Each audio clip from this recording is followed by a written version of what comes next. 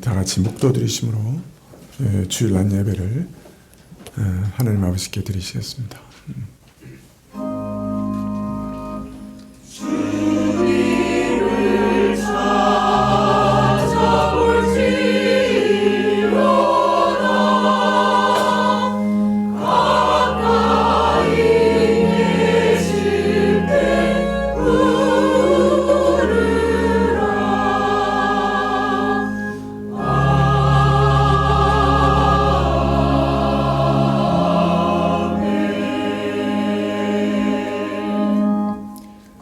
여호와는 또 압제를 당하는 자의 산성이시요 환난 때의 산성이시로다. 여호와여, 주의 이름을 아는 자는 주를 의지하오리니 이는 주를 찾는 자들을 버리지 아니하시니이다. 아버지 하나님, 저희가 오늘도 저희 영원한 운명과 또 저희 삶 전체를 주님 앞에 온전히 의탁합니다. 주를 의지하는 자를 버리지 아니하시는 줄 저희가 알므로 전심으로 주 앞에 엎드리고 주께 맡기오니 주께서 저희를 지키시고 돌보아 주시옵소서. 저희 자녀들을 주 앞에 드리고 저희 산업을 주께 맡기오니 주께서 지키시고 돌보시기를 간절히 구합니다. 주님, 저희가 범죄한 자이로서 어찌 하나님 앞에 서겠사옵나이까. 이 역시 그리스도만을 의지하고 그리스도의 이름만 의지해서 주께 나아가오니 그리스도의 보혈을 보시사 저희를 사하시고 주의 영원한 속죄의 은총을 저에게 오늘도 공급하셔서 저희로 깨끗함을 입고 주 앞에 서게 하옵소서. 예배의 시종을 주께 의탁하올 때 예수님의 이름으로 기도합나이다. 아멘. 찬송가 7장입니다.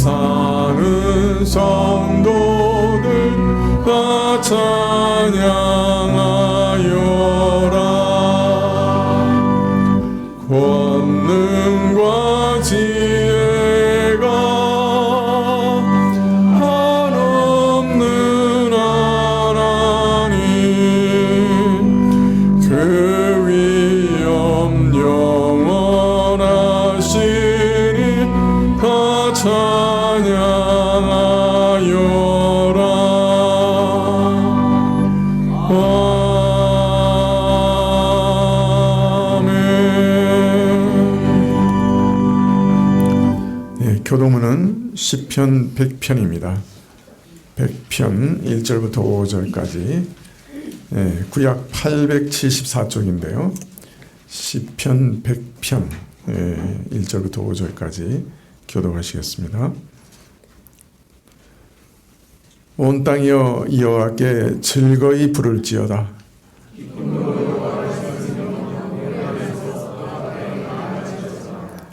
여호와가 우리 하나님이신 줄을 너희는 알지어다.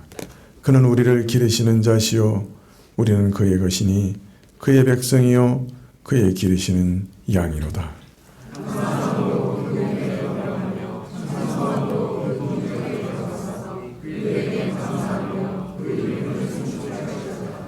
대저 여호와는 선하시니 그 인자하심이 영원하고 그 성실하심이 대대에 미치리로다. 아멘. 사도신경으로 우리 신앙을 고백드리겠습니다. 전능하사 천지를 만드신 하나님 아버지를 내가 믿사오며 그 외아들 우리 주 예수 그리스도를 믿사오니 이는 성령으로 잉태하사 동정녀 마리아에게 나시고 본디오 필라도에게 고난을 받으사 십자가에 못 박혀 죽으시고 장삼지 사흘 만에 죽은 자 가운데서 다시 살아나시며 하늘에 오르사 전능하신 하나님 우편에 앉아 계시다가 저리로서 산 자와 죽은 자를 심판하러 오시리라. 성령을 믿사오며 거룩한 공회와 성도가 서로 교통하는 것과 죄를 사하여 주시는 것과 몸이 다시 사는 것과 영원히 사는 것을 믿사옵나이다. 아멘. 39장 찬송하시겠습니다.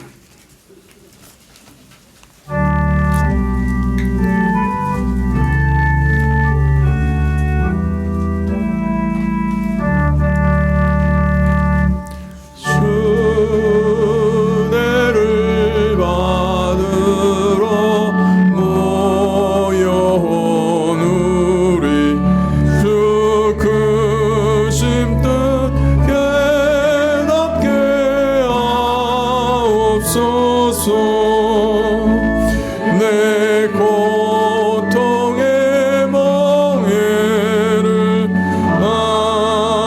없게 됨이 날 구속하신 이름 찬양하리.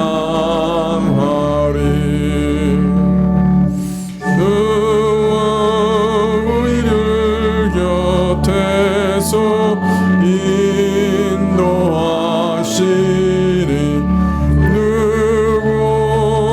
거룩한 나라가 이루어지네.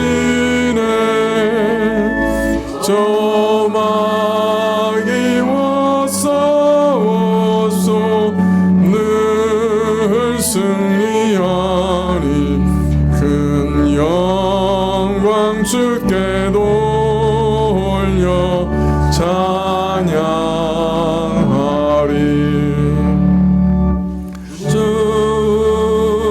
우리의 방패와 장검 되시니 나 승리의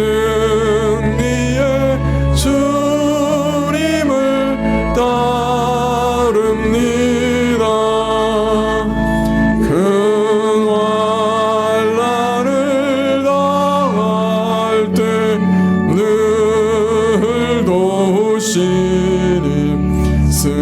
승전과 높이 불러 찬양하리.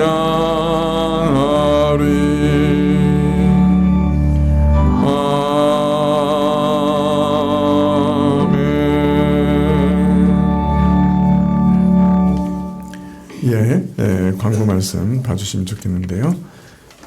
먼저 오늘 등록한 가정이 있습니다.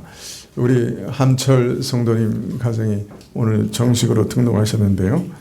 우리 그 아내부 되신 정종옥 자매, 또 어머니 되신 김용옥 여사, 그 다음에 자녀들 지민이, 지훈이, 지환이 이렇게 온 식구가 오늘 등록을 하셨습니다. 사실은 뭐 우리가 하도 오래 이렇게 친밀하게 지내서 등록한다고 하는 것이 좀 이상한데요.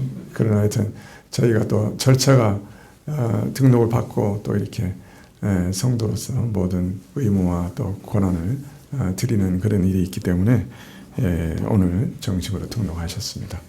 어떻게 잠깐 그래도 일어나셔서 이렇게 인사하실까요?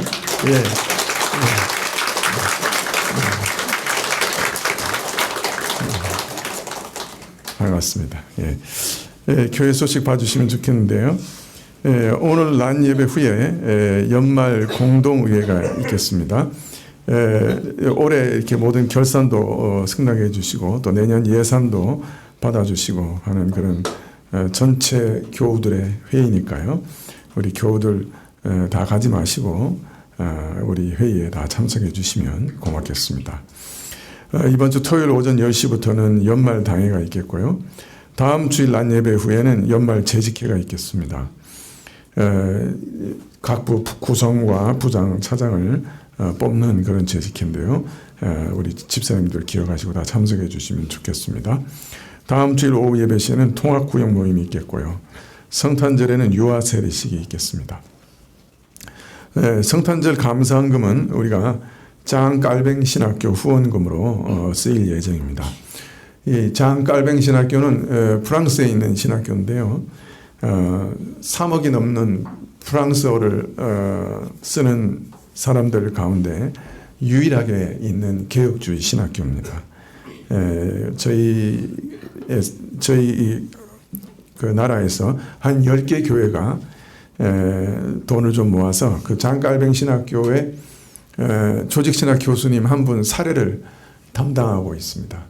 그래서 저희가 한 10개 교회 정도가 한 20만 원 정도씩 또 그보다 더 많이 이렇게 후원하시는, 매월 후원하시는 그런 일들을 하고 있는데요. 저희도 매월 20만 원씩 12개월, 그래서 240만 원을 1년에 지원하고 있습니다. 그분 사례가 한 400만 원 정도 되는 걸로 알고 있는데 한 반에서 약간 더 저희가 지원하고 있는 셈입니다. 위해서 기도해 주시고 또 후원해 주시면 1년에 나누어서 이렇게 후원금으로 보내드릴 예정입니다. 기억해 주시면 고맙겠습니다. 예, 유원유 장로님 우리 대표해서 기도해 주시겠습니다.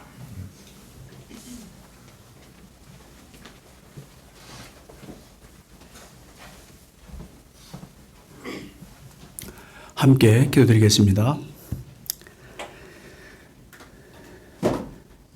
지극히 높은 곳에서는 하나님께 영광이요, 땅에서는 주님이 기뻐하시는 사람들에게 평화로다. 참 좋으신 하나님 아버지, 은혜를 감사드립니다.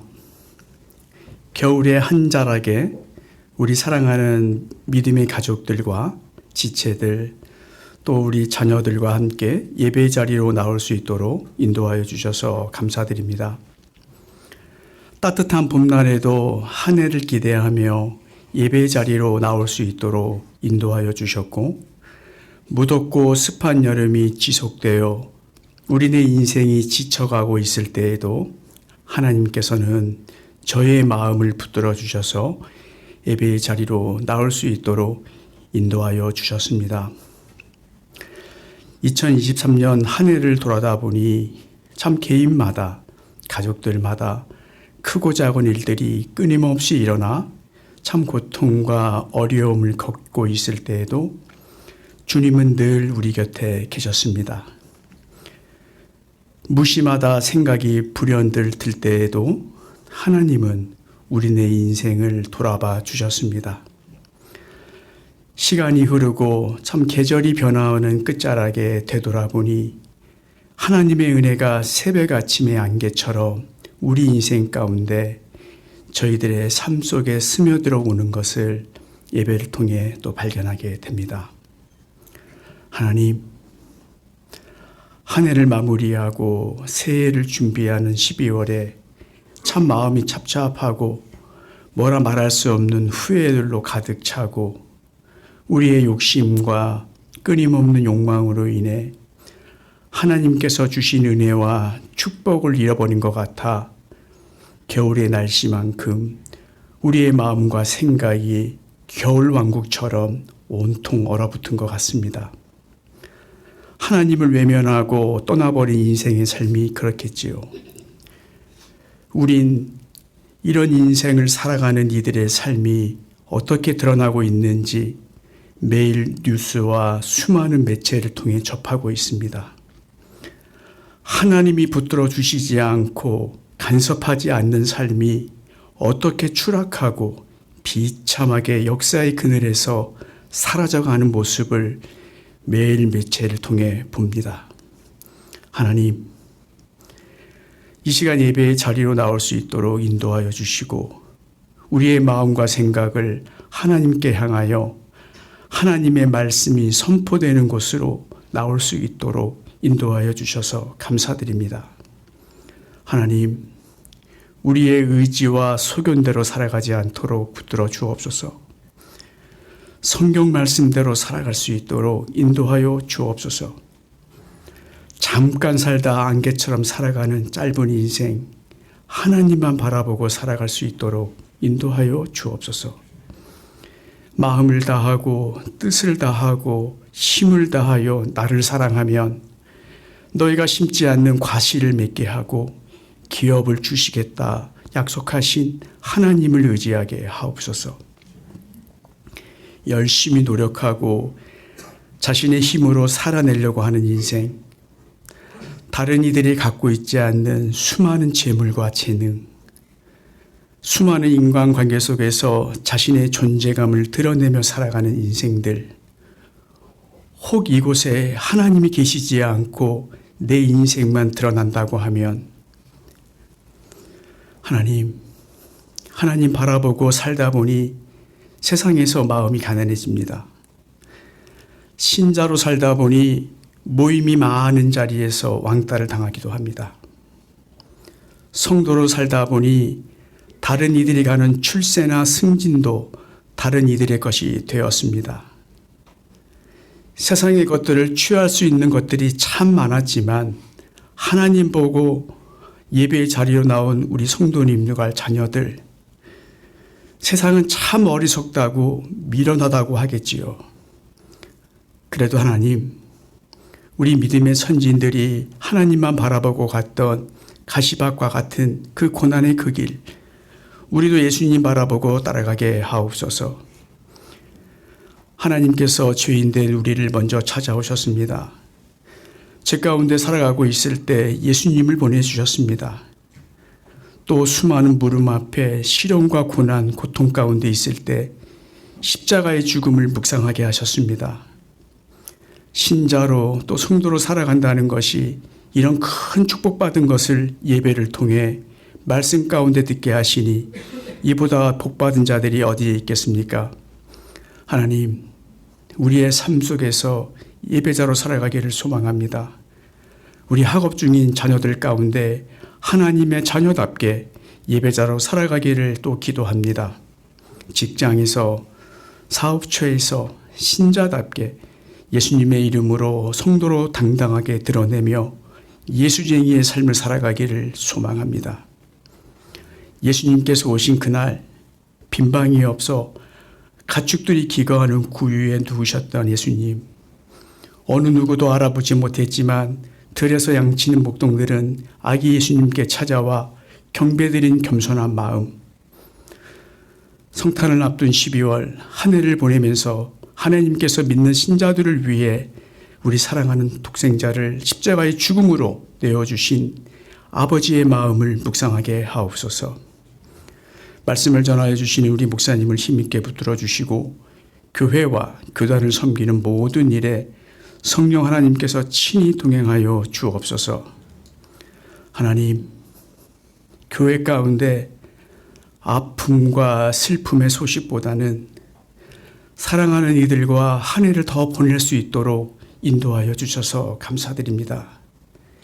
예수님을 영접하지 않았던 분들에게 복음을 전할 수 있어 감사하고, 병환 중에 있는 우리 교우들을 위해 중보기도로 함께할 수 있어 감사합니다. 또한 병약한 자녀들을 보호하여 주시고 극복하고 이겨낼 수 있는 힘도 주옵소서. 고통과 어려움을 겪고 있을 때에도 주님은 늘 우리 곁에 계셨습니다. 예수님과 한 해를 동행할 수 있도록 인도하여 주셔서 감사드립니다. 성가대의 찬양을 참 기뻐 받아주시고 교사로 또 식당 봉사로 보이지 않은 곳에서 묵묵히 섬겨주시는 이들의 마음을 주님 기뻐 받아 주옵소서. 또한 우리가 드리는 이 헌물도 교회와 선교사님들 후원하는 모든 곳에 아름답게 쓰여지게 하옵소서. 한 해를 임마누엘의 하나님과 함께 동행한 우리 사랑하는 믿음의 가족들과 자녀들, 내년 한 해도 하나님과 함께 시작하게 하옵소서. 2023년 선거교회를 지켜주신 하나님, 주님을 찬양합니다. 예수님의 이름으로 기도드립니다. 아멘.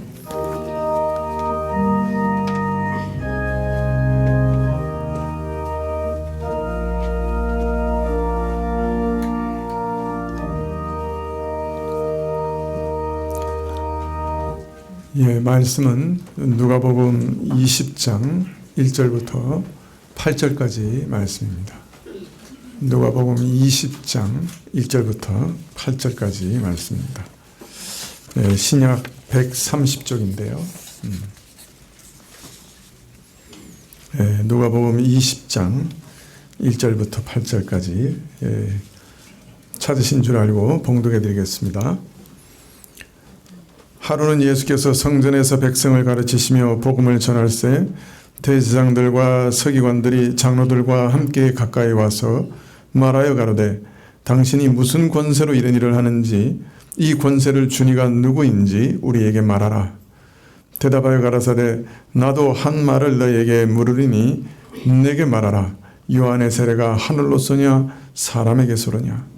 저희가 서로 의논하여 가로되 만일 하늘로서라 하면 어찌하여 저를 믿지 아니하였느냐 할 것이요 만일 사람에게서라 하면 백성이 요한을 선지자로 인정하니 저희가 다 우리를 돌로 칠 것이라고 하고 대답하되 어디로서인지 알지 못하노라 하니 예수께서 이르시되 나도 무슨 권세로 이런 일을 하는지 너희에게 이르지 아니하리라 하시니라. 아멘.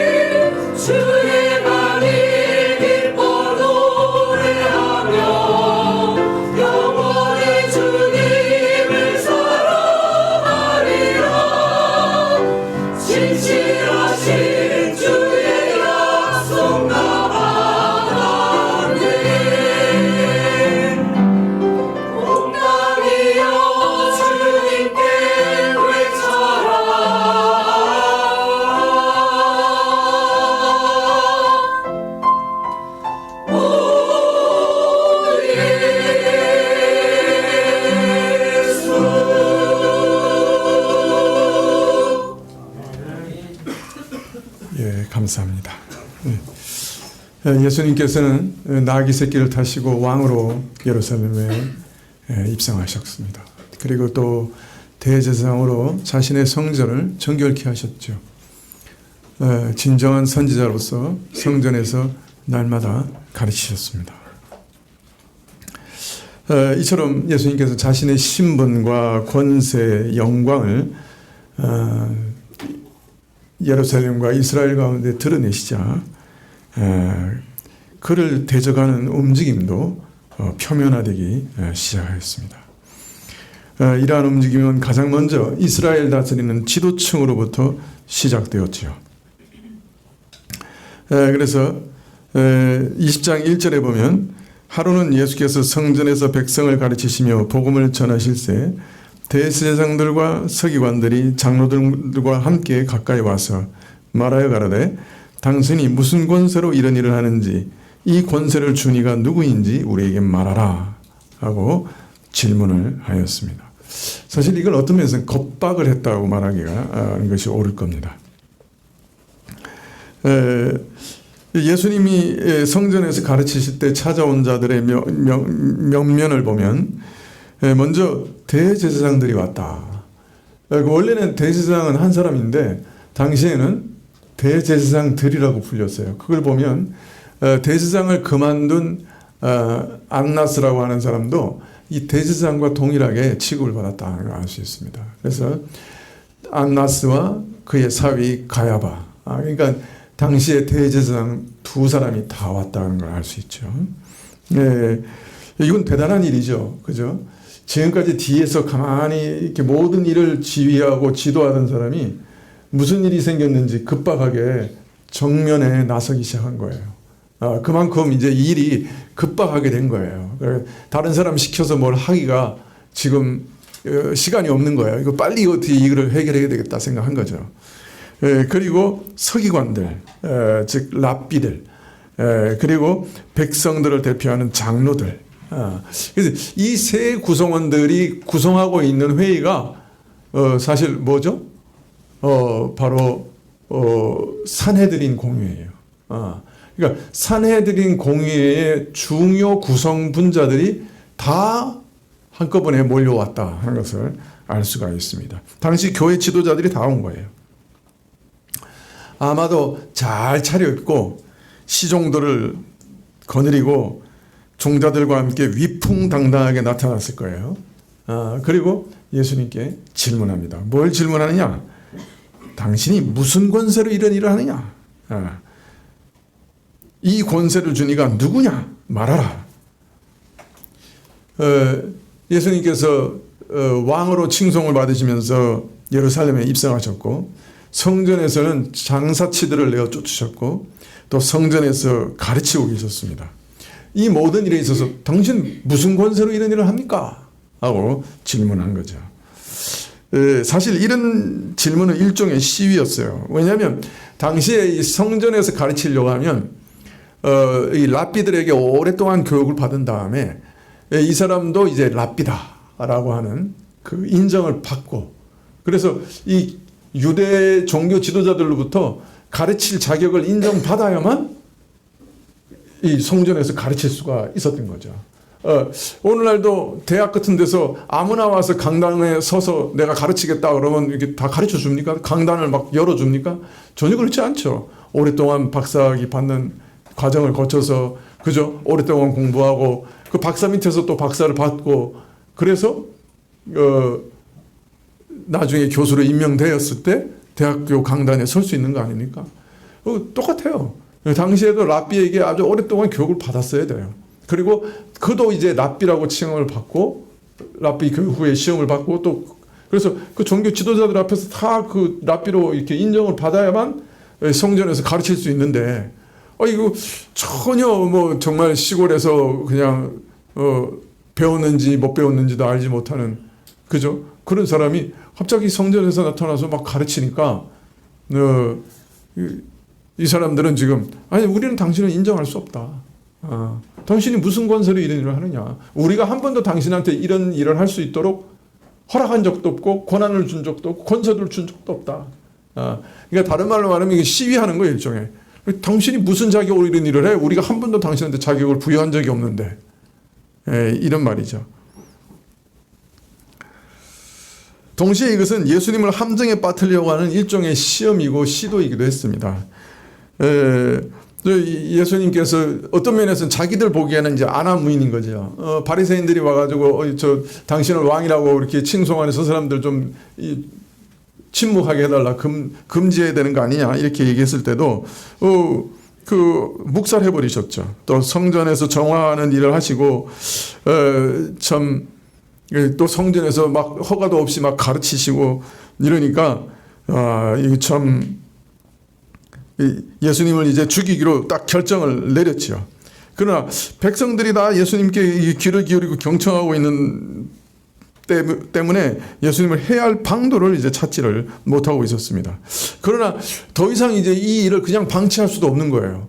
이거 뭐 지금 절기 기간 동안에 이 성전에서 매매도 못하게 하니까 그거 어마어마한 지금 물질적인 손해도 보고 있을 뿐 아니라 성전에서 또 백성들을 자꾸 가르치니까 백성들도 귀를 기울이고 있죠. 이거 뭔가 이 일을 막아야 되는데 이 막을 방법이 없는 거예요. 그래서 산헤드린이 총동원해서 지금 예수님께 일단 부딪혀보자.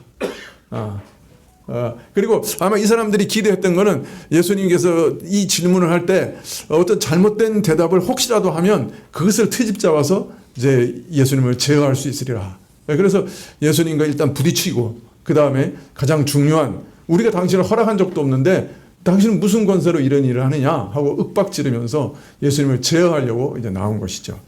그리고 기대하기로는 당신의 권세가 어디서부터 온 것이냐 하고 물었을 때 예수님께서 이 권세는 하나님으로부터 온 것이다 이렇게 대답하면 저가 정말 하나님의 권세를 참칭하는 신성 모독자다 이렇게 몰아세워서 예수님을 또 죽이려고 하고 정죄하려고 하고 권위의 출처를 혹시 밝히지 못하거나 아니면 자기 자신이라고 그런다고 하면 백성을 미혹해 하고 성전을 소란케 하는 자로 몰아세워서 아마 정죄하려고 계획을 세웠을 겁니다. 물론 이런 시도가 명백하게 성공하지 못한다 할지라도 예수님을 일종의 피고석에 앉힐 수 있게 될 것이고 그래서 예수님의 행동을 어느 정도 제어할 수 있지 않겠는가 하는 기대를 가지고 지금 예수님 앞에 나왔다 이렇게 볼 수 있는 것이죠. 사실 지금 우리가 이 말씀을 그냥 읽을 때는 이 일이 얼마나 이게 억압적이고 이렇게 어떤 면에서는 상당한 이렇게 압박을 주는 일인지 우리는 잘 생각을 못 할 수 있습니다. 근데 우리가 요새 그런 거 있잖아요. 검찰이 요새 굉장히 세잖아요. 그죠? 근데 만일 어떤 검찰이 딱 통지서를 보냈어요. 당신 무슨 일로 인해서 출두해야 됩니다. 몇 월 며칠 날까지 검찰에 오세요. 그 검찰에 딱 나가는데 내가 죄가 없어도 검찰청에 들어가기만 하려고 해도 어떻습니까? 예?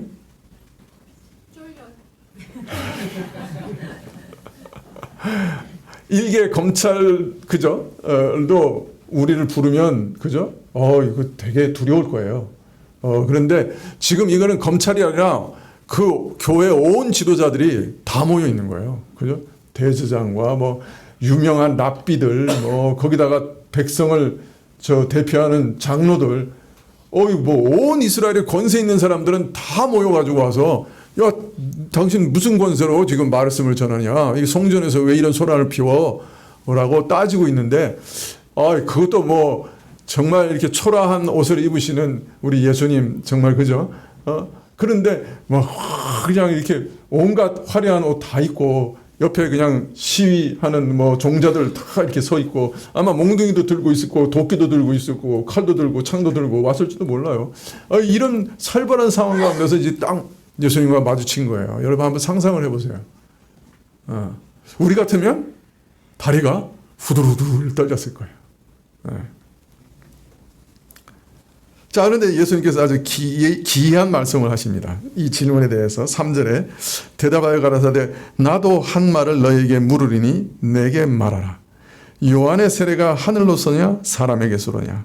저희가 서로 의논하여 가로되 만일 하늘로서라고 하면 어찌하여 저를 믿지 아니하느냐 할 것이요 만일 사람에게서라 하면 백성이 요한을 선지자로 인정하니 저희가 다 우리를 돌로 칠 것이라고 하고 대답하되 어디로서인지 알지 못하노라 하니. 예수님께서 아주 이상한 질문을 하시는 것 같아요. 내 권세가 어디서부터 왔다 이렇게 말하시지 않으시고 갑자기 엉뚱한 얘기 하시는 것 같아요. 요한의 권세가 하늘로서냐 땅에서냐, 세례 요한의 권세가 어디서부터 온 거냐 이렇게 이제 물어보시는 거예요. 역으로. 언뜻 생각하면 대제사장 등의 질문이 참 대답하기 곤란한 질문인지라 상대방에게 어떤 대답을 하기 전에 오히려 상대방이 대답하기 곤란한 질문을 던짐으로 예봉을 교묘하게 피하신 것처럼 보이기도 합니다. 곤란한 질문에 대해서 곤란한 질문으로 맞받아치셔서 자신이 대답하기 곤란한 그 처지를 지혜롭게 벗어난 것처럼 생각하기 쉽습니다. 그러나 이것은 사실과 거리가 먼 해석입니다. 예수님께서는 비록 자기를 대적하는 자들이라 할지라도 항상 저들의 질문에 대해서 정직하게 대답하셨어요. 한 번도 거짓으로 대답하신 적이 없고 또 자신이 대답하셔야 될 말을 아주 정확하게 항상 대답하신 분이셨습니다. 지금까지도 그랬고 또 앞으로도 그러십니다. 우리가 이제 앞으로 쭉 이 바리새인과 사두개인들과의 논쟁을 쭉 보게 되는데요. 항상 예수님은 정직하게 모든 일에 대답하셨습니다. 그렇기 때문에 곤란한 대답을 지혜롭게 벗어나기 위해서 곤란한 질문으로 맞받아쳤다라고 보아서는 안 되는 것이죠. 그렇게 보는 것은 이게 잘못된 해석인 것이죠. 예수님께서는 상대방의 약점을 이용해서 공경을 면하려고 하신 적이 한 번도 없었습니다. 또 그렇게 할 필요도 없어요. 숨기거나 감출 것이 아무것도 없는 분인데요. 뜻하신 것을 못할 일이 결코 없으신 예수님인데요. 무슨 곤란한 질문이라도 대답할 것이 없으신 그런 일이 결코 있을 수 없는 예수님이죠. 뭐라도 다 대답하실 수 있는 참 지혜를 가지신 예수님이신데요. 뭐 때문에 구차하게 곤란한 질문으로 곤란한 질문에 대답하여 입막음을 할 필요가 있었겠습니까? 사실은 항상 진리만 가르쳐 오신 예수님께서 세례 요한의 세례를 지금 거론하고 계시는 것은 사실은 이들의 질문에 대한 가장 정확한 대답이었기 때문에 이렇게 대답하신 거였습니다. 비록 질문의 형식을 띠고 있었지만은 저들에게 가장 정확하고 진실된 대답을 주셨던 거예요. 저들은 악한 마음으로 물어보았지만은 예수님께서는 옳고 선한 마음으로 선한 뜻으로 대답해 주셨던 거예요. 다만 당신의 권세가 어떤 것이며 그 출처가 무엇이냐고 묻는 저들에게 직접적인 대답을 주시는 대신에 세례 요한에 관한 질문으로 대답해 주셔서 오히려 저들에게 질문하게 하셨습니다. 자기들의 질문 배후에 숨어있는 악한 동기와 마음을 살펴보게 하셨습니다. 자신들이 던진 질문 앞에서 거짓없이 진실되게 서게 만들려고 다시 질문하셨던 겁니다. 그리고 또 정확하게 대답해 주셨던 것이죠. 모든 인생의 생사를 결정하는 중요한 질문. 예수님은 누구신가? 예수님의 권세는 어떤 권세인가? 그의 권세는 어디서부터 나왔는가? 이거는 모든 인생의 영원한 운명을 결정하는 중요한 질문이었어요. 이 질문 앞에 이 대제사장들과 서기관들과 백성의 장로들도 올바로 서게 하기 위해서 역으로 질문하셨던 거예요. 저들의 잘못을 일깨우고자 하시는 안타까움과 선한 뜻 가운데서 저들이 기대했던 것과 생각했던 것보다 더 많은 것을 가르쳐 주시려고 직접적으로 대답하시는 대신 질문으로 대답을 대신하셨던 겁니다. 자, 세례 요한에 대한 언급이 저희 물음에 대하여 매우 정확하고 직접적인 대답이 되는 것은 사실은 세례 요한이야말로 예수님을 이스라엘에게 소개했던 자였기 때문입니다. 세례 요한은 예수님 앞에 와서 예수님을 증거하는 선지자였습니다.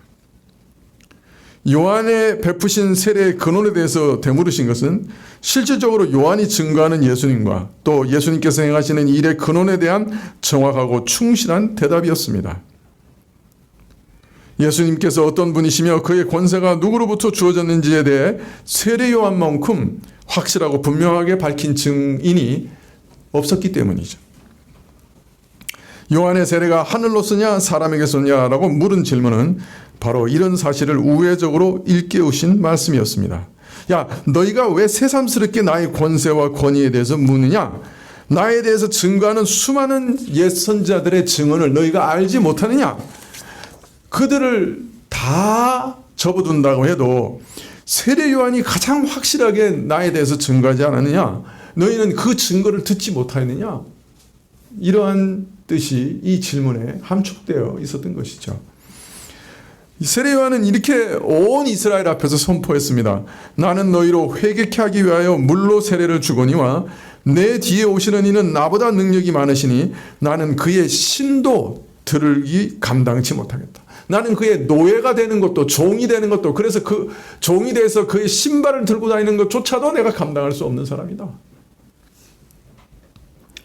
그는 성령과 불로 너희에게 세례를 주실 것이요 손에 키를 들고 자기의 타작마당을 정하게 하사 알곡은 모아 곳간에 들이고 쭉정이는 꺼지지 않는 불에 태우시리라. 또 예수님께서 그 눈앞에 있을 때 세례 요한은 예수님을 이렇게 지적하면서 말씀했어요. 보라, 세상 죄를 지고 가는 하나님의 어린 양이로다. 내가 전에 말하기를 내 뒤에 오는 사람이 있는데 나보다 앞선 것은 그가 나보다 먼저 계심이라 하는 것이 이 사람을 가리키는 것이라. 나도 그를 알지 못하였으나 내가 와서 물로 세례를 주는 것은 그를 이스라엘에게 나타내려 함이었다. 이렇게 예수님을 보고 직접 증거했습니다.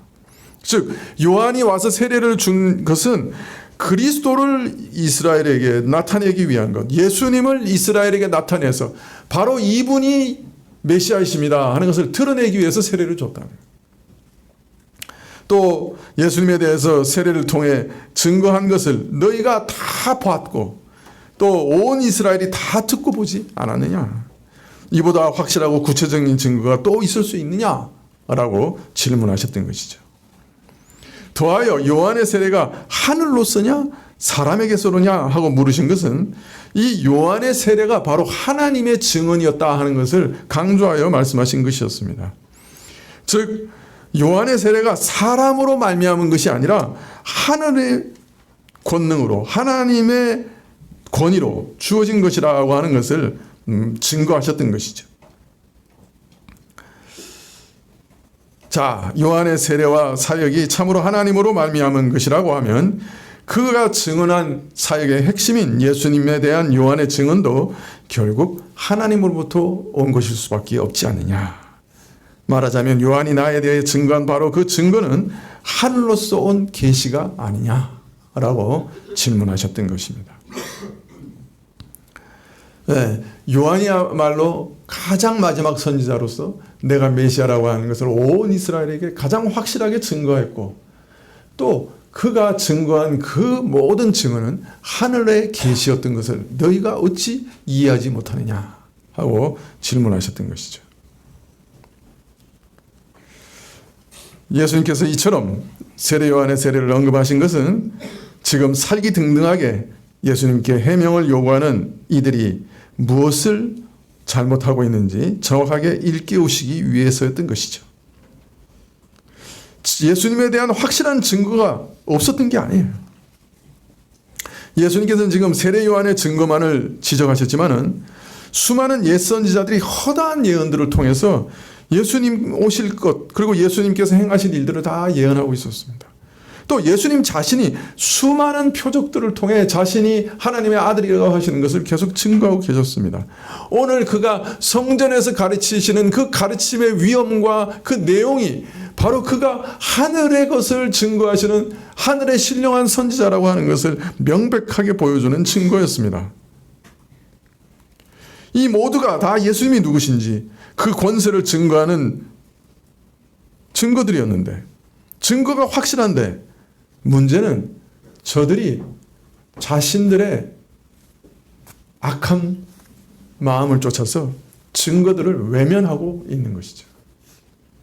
그 증거들을 받아들이면 예수님을 왕으로 섬기고 자신들도 다 자신들의 권세를 내려놓고 예수님을 따라와야 돼. 근데 그렇게 하기 싫은 거예요. 자신들의 권세를 내려놓기 싫은 거예요. 그래서 증거가 아무리 많이 있어도 그 증거를 거부하고 있는 거죠. 예수님을 믿을 수 있는 증거는 너무나 많은데 성경만 자세히 읽어봐도 성경에서 정말 수천 년 동안 예수님이 오실 것을 다 미리 증거하시고 그걸 다 이루시고 그만한 증거가 이 세상에 또 어디 있습니까? 역사를 통치하시는 분이 역사에 대해서 다 얘기하시고 그 통치하시는 역사를 따라서 그 예언을 따라서 오셔서 그 모든 일을 다 이루셔서 그가 바로 역사의 주인이시고 그가 바로 역사의 주인이신 하나님이 보내신 참 메시아라고 하는 것을 성경 자체가 명명백백하게 증거하고 있는데 왜 안 믿습니까? 예수님 믿으면 예수님을 주인으로 왕으로 섬겨야 되잖아요. 이제 내 마음대로 살던 것 이제 그만두고 하나님 따라 살아야 되는 거잖아요. 내 악심대로 내 욕심대로 막 살고 싶은데 하나님 계명 따라 살아야 되는 거죠. 그러니까 싫은 거죠. 그러니까 안 믿는 거죠. 내가 신으로서 내 마음대로 살고 싶은데 하나님 신으로 섬기면서 살기 싫은 거죠.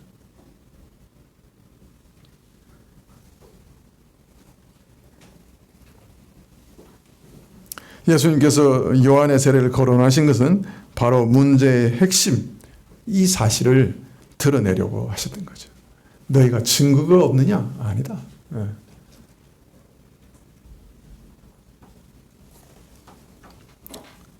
예수님께서 대답하신 것은 저희의 곤란한 질문을 비껴간 회피성의 대답이 아니라 가장 확실하고 전공을 찌르는 대답을 하셨던 것이죠. 자, 이러한 사실을 밝혀주는 것은 바로 저희가 예수님의 대답에 대해서 보인 반응이었습니다. 만일 예수님의 대답이 곤란한 질문을 피하기 위한 교묘한 대답이었다고 하면, 회피성의 대답이었다면 저희들은 아마 신랄하게 따지고 물고 늘어졌을 거예요. 또 아니면은 대답의 교묘함에 아연해서 그저 말을 잊고 말았을 겁니다. 그러나 오히려 저들은 예수님의 대답에 크게 당황하고 곤혹스러워했습니다. 이유는 예수님의 질문이 그들의 권세와 그 출처에 관하여 묻는 저희 질문에 대한, 예수님의 권세와 출처에 관해 묻는 저의 질문에 대한 가장 정확한 대답이었을 뿐만 아니라 저희 스스로 의식하지 못했던 자신들의 약점을, 그 부끄러운 치부를 통렬하게 드러내고 있었기 때문이었죠. 예수님께서 아까도 말씀드렸던 것처럼 질문에 대해서 질문의 형식으로 대답하신 것은, 첫째는 가장 정확한 대답. 예수님께서 세례 요한의 증거를 통해 우리가 확실히 아는 것처럼 하늘의 권세를 가지고 하나님의 아들로서 이 땅에 오신 분이다 하는 것에 대해서 명백히 드러내시기 위해서 질문으로 대답하셨고, 또 하나는 뭐라고요? 저 사람들을 긍휼히 여기사 자신의 마음을 들여다볼 수 있도록 하시기 위해서 질문하셨다 그랬죠. 그리고 바로 그것이 이 일입니다. 질문을 했더니 그 질문에 대해서 막 물고 뜯으려고 더 달라드는 것도 아니고, 또 질문이 너무 교묘해서 입을 다물어버린 것도 아니고 아주 당황하고 곤혹스러워했어요. 예. 왜냐하면 이 질문이 그들의 마음에 있는 치부를 탁 드러냈기 때문인 거죠. 예수님께서 세례 요한의 증거를 들어 자신의 권세와 출처에 대해 구체적으로 확실한 대답을 들려주시자 대제사장 등 백성들의 지도자들은 예수님의 대답이 옳은가 그른가에 대해서는 전혀 논하지도 않았어요. 그것과는 전혀 상관없는 엉뚱한 일로 당황스러워하고 곤혹스러워하고 논란을 벌였어요.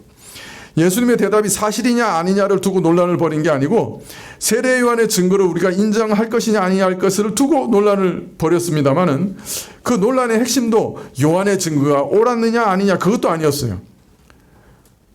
요한의 증거를 옳다고 인정할 경우 초래될 결과가 뭐냐, 요한의 증거가 틀렸다고 할 경우 초래할 결과가 뭐냐, 자기들이 대답하는 말의 결과에 가장 관심이 있었어요. 즉 논란의 핵심은, 저들이 서로 막 논쟁을 하는 핵심은 자기에게 이 대답이 이로우냐 이롭지 않으냐, 우리에게 어떤 결과를 가져올 거냐, 그것에 대해서만 관심을 가진 거예요.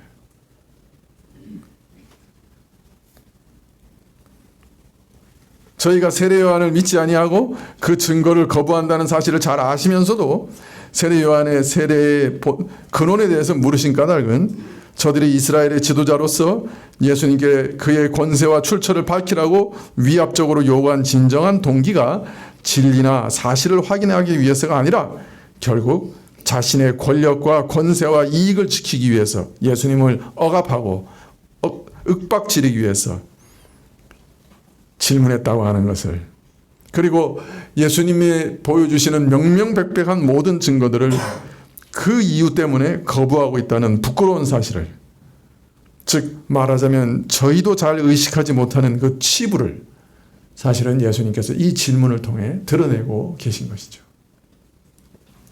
저들의 진정한 관심은 이익이었어요.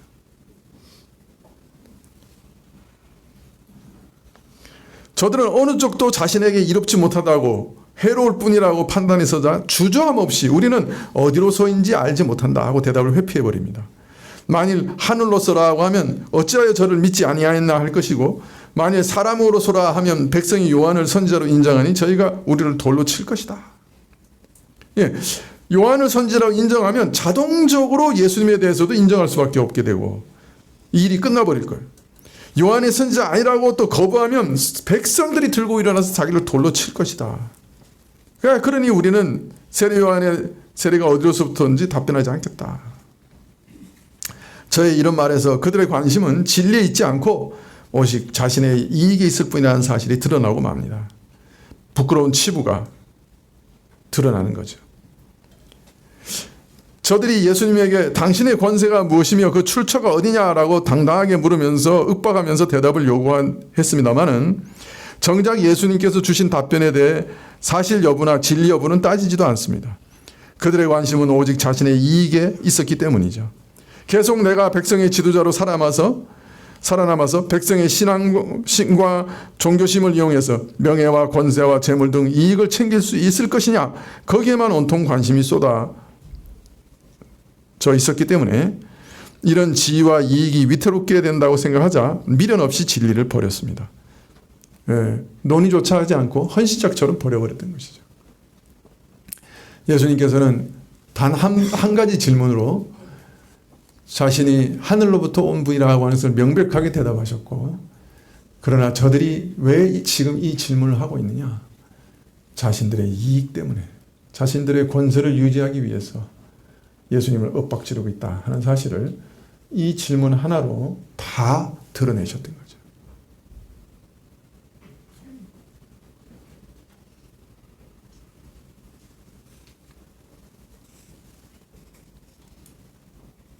예수님 말씀 한 말씀을 묵상해 보면요, 예수님 정말 하나님 맞으신 것 같아요.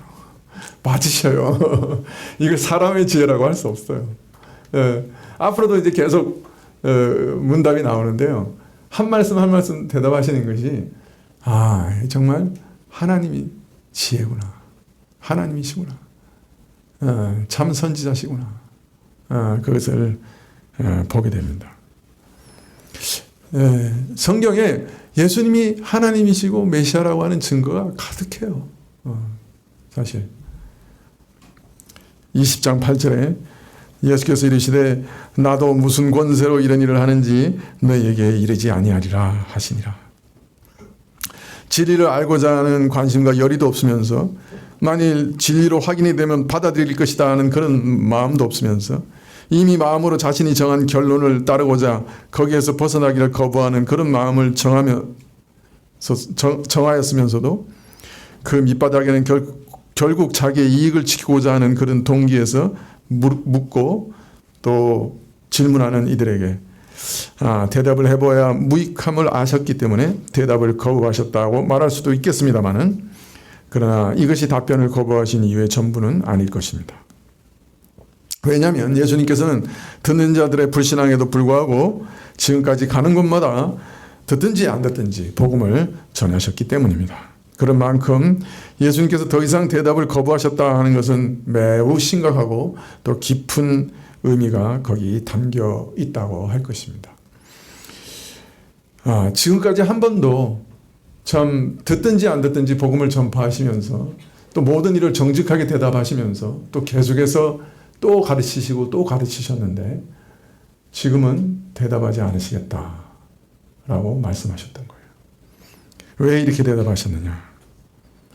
그것은 조금 전에 예루살렘 성을 보시고 우시면서 평화에 관한 일이 지금 내 눈에 숨겼다라고 탄식하셨던 그 일과 깊은 관계가 있다고 할 것입니다.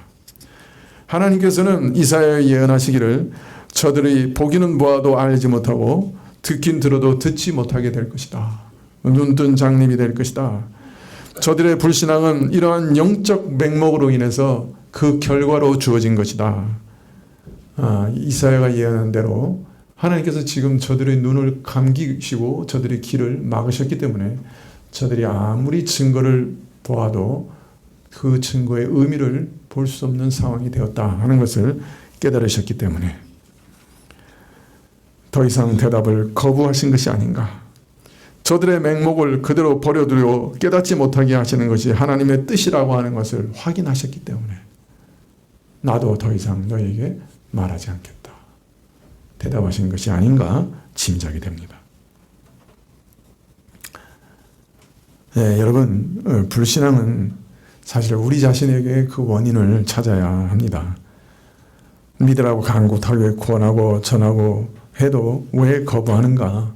증거가 없기 때문이 아니고 사실은 우리 마음이 우리 욕심대로 살고 싶고 하나님께 순종하고 싶지 않고 이 세상의 쾌락과 내 탐욕을 따라 살고 싶기 때문에 일부러 그 증거를 거부하는 것입니다. 그렇기 때문에 사실은 우리 스스로가 모든 불신앙에 대해 책임을 마지막까지 지게 되는 것입니다. 그러나 더 깊이 들여다보면 우리 믿음이나 불신앙이라고 하는 것은 더 깊은 차원이 있습니다. 사실 믿음은 하나님이 주시는 선물이에요. 그래서 그 믿음은 모든 사람의 것은 아닙니다. 하나님이 선물로 주셔야 얻을 수가 있습니다. 아니 하나님이 선물이니까 뭐 내가 아무리 믿으려고 해도 안 주시면 안 되잖아요. 아니 하나님 날 구원하지 않으시면 뭐 소용이 없을 거니 그냥 뭐 나 포기하고 그냥 내 마음대로 살래요. 여러분 그것 또한 하나님이 망하는 작정이 이루어지는 거예요. 여러분 하나님께서 먼저 우리를 구원하실 때 어떻게 하시냐면 우리 마음에 찾아오시고 우리 마음을 두들기시고 어떤 면에서 우리 마음을 부수고 들어오세요. 그럴 때 어떤 일이 일어나냐면 우리 마음은 구원받고 싶어지는 거예요. 내가 구원받아야 돼. 내가 이대로 살면 지옥 가는데 내가 구원받아야 되겠는데 어떻게 하면 구원을 받을 수 있습니까? 어떤 면에서 그런 간절함으로 먼저 우리 안에 구원은 시작되는 거예요. 그래서 분명히 말씀드리지만 믿고 믿지 않는 것은 우리가 책임을 지는 일이에요. 그것은 움직일 수 없는 사실이에요. 그래서 우리는 믿으려고 해야 돼요. 그러나 믿고 믿지 않는 거기에는 더 하나님의 깊은 역사와 작정이 개입되어 있는 것입니다. 오늘 말씀에도 우리가 확인할 수 있는 것은 예수님의 그 수많은 기적과 또 말씀을 샅샅이 다 조사해서 매일매일 보고를 받고 있었던 이 산헤드린의 지도자들이 그 모든 것을 알고 듣고 있으면서도 또 심지어 눈으로 목도하고 있으면서도 예수님을 거부하고 있는 거예요.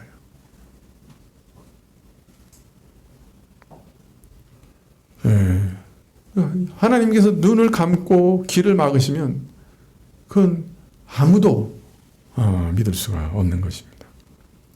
다행히 우리 마음을 열어 믿게 하신 이 은혜에 대해서 우리는 정말 하나님께 깊이 감사드려야 합니다.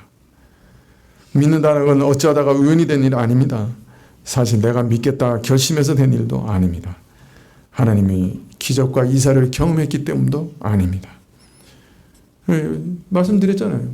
대제사장들 기적을 몰랐어요. 예수님이 행하신 거 다 알고 있었어요. 여러분 이스라엘이 홍해를 건너고 애굽에서 10가지 재앙이 쏟아지는 걸 봤어요. 그런데 며칠 가지 않아서 금송아지 만들어서 하나님 거역했습니다. 광야에서 불신앙으로 죽은 사람의 숫자가 어마어마합니다. 이것은 믿음이라고 하는 것은 매우 특별한 선물이라고 하는 것을 드러내는 일입니다. 믿음은 이적으로도 주어질 수 없는 매우 특별한 선물이에요. 예수님이 누구신지 바로 알고 하나님의 권세로 일하시는 우리를 구원하시는 메시아이심을 알고 자신의 영혼을 온전하게 예수님께 맡기는 일은 이적 중에 이적인 것이에요. 여러분, 그래서 사실 믿음은 구해야 되는 거예요. 어떤 때는 목사지만은 내가 믿는 사람인가? 이 믿는 사람이라고 하면 내가 이렇게 살지는 않을 텐데 그런 생각이 들 때가 있어요. 그럼 어떻게 합니까? 목사지만은 하나님 내게 믿음 주세요. 제게 믿음을 주어서 믿는 사람처럼 살게 해주세요. 그렇게 기도할 수밖에 없어요. 믿음은 선물이기 때문에 구해야 되는 거예요. 여러분, 안 믿어지십니까? 그러면 구하시기 바라요. 여러분 안에 있는 죄악의 세력을 절제가 안 되십니까? 그러면 구하시길 바라요. 주님 내게 믿음을 주셔서 이 죄악의 세력을 이기게 해 주십시오. 하나님 말씀을 내 욕심보다 더 중요하게 생각할 수 있도록 믿음을 주십시오. 이 땅에 잠시 잠깐 찰나같이 지나가는 세상 이후에 영원한 세상이 있다는 걸 믿을 수 있게 해주십시오.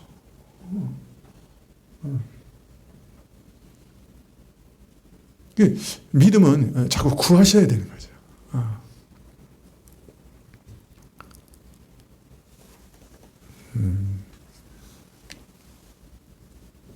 사실 우리 앞에 이제 뭐가 기다리는지 모르는 어떤 면에서는 그런 세월을 지금 살고 있지 않습니까? 이렇게 세상이 급히 변화되고 이렇게 혼란스러워질지 누가 상상이나 했겠습니까? 요한계시록에서 일어나는 말씀하셨던 그런 일들이 막 우리 눈에 지금 보이는 것 같지 않습니까? 이럴 때 우리는 더 깨어나서 정말 하나님께 나아가 기도하며 믿음을 구하시는 그런 때가 되지 않는가 그렇게 생각이 듭니다. 기도하시겠습니다.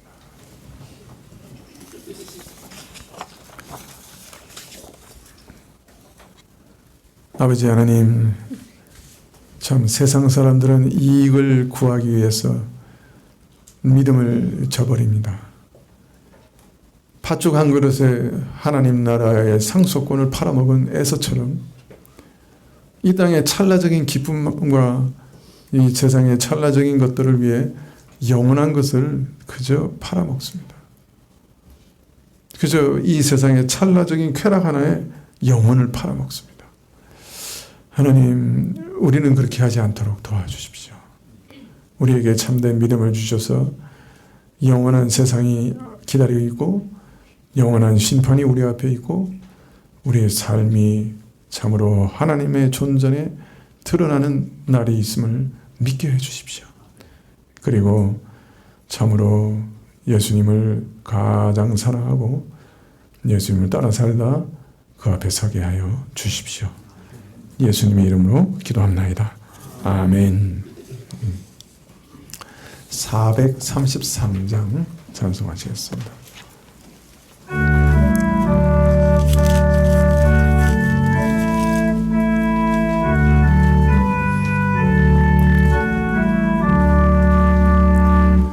눈을 들어 산을 보니 도움 어디서 오나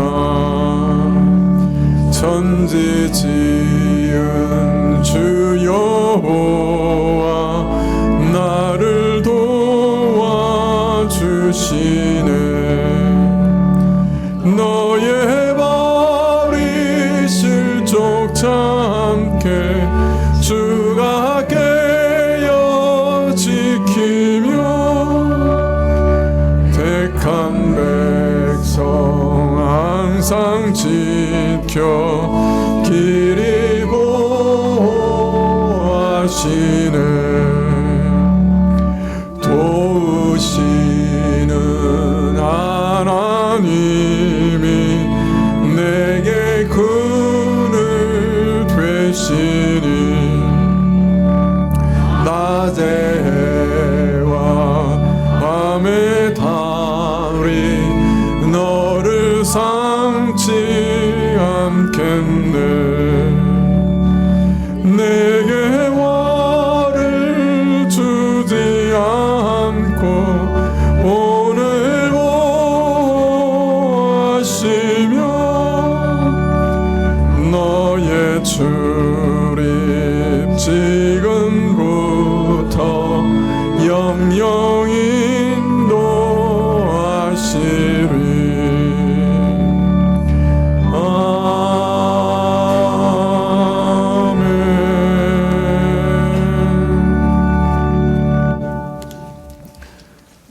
지금은 우리 주 예수 그리스도의 은혜와 하나님 아버지의 그 크신 사랑과 이 은혜와 사랑을 깨닫게 하시고 누리게 하시는 성령님의 교통하시고 역사하심이 주의 뜻대로 구하면 들으시리라 하신 말씀을 믿으며 오늘도 주의 뜻을 따라 참 믿음을 구하는 머리 숙인 주의 백성들을 위해 지금부터 영원까지 함께 계실지어다. 아멘.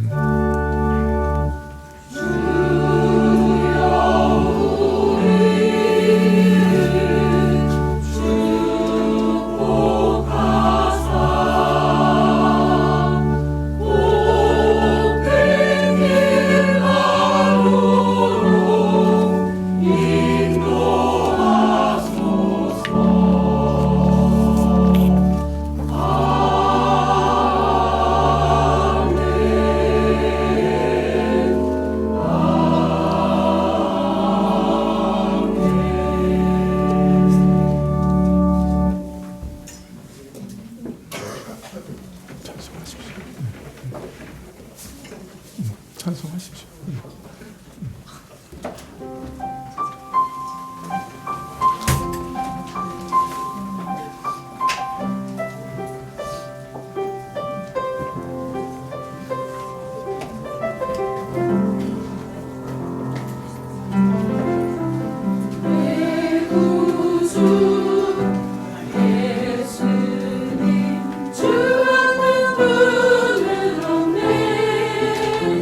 내 평생